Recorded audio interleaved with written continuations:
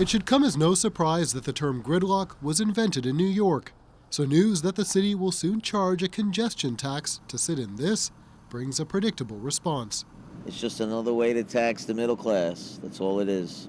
The details are still being hashed out, but starting in 2021, drivers entering Manhattan south of 60th Street will pay an estimated fee around $12 to $14.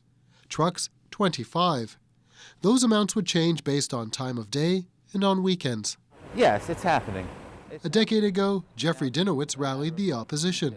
Now he's reluctantly come around.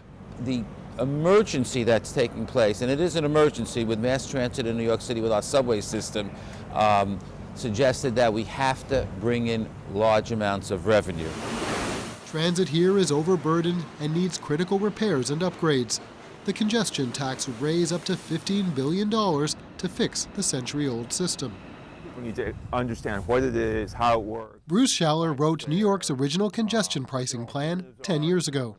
It wasn't that people who opposed it before got convinced or that they were given something or made a deal. It was just like there was just a tsunami to get this done this time. But businessmen like Peter Patino worry about the extra cost. And he says congestion pricing doesn't address the real problem clogging New York streets, the proliferation of Uber and Lyft. It is ludicrous unless the city told all these app cars not to come into the city to begin with.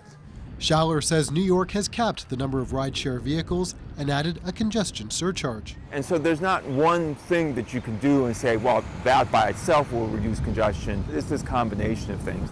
No one in North America has tried this, so politicians and commuters are anxious to see if they can replicate Europe's success, where traffic decreased 15 to 20% right away. Once I see it, then I'll believe it. An ambitious goal for a city stuck going nowhere fast. Stephen D'Souza, CBC News, New York. Now, New York's congestion charge will be a first for North America, but London has had one since 2003. Singapore and Stockholm have also tried it and learned to love the benefits. Let me explain. Back in 2006, people in Stockholm were skeptical about a 6-month trial period, but they were won over by the swift drop in pollution and congestion. A year later, they voted to make it permanent. But that's not to say there aren't unintended consequences. In London, the price of housing inside its congestion zone went up. Seems buyers were willing to pay a premium for less traffic and cleaner air.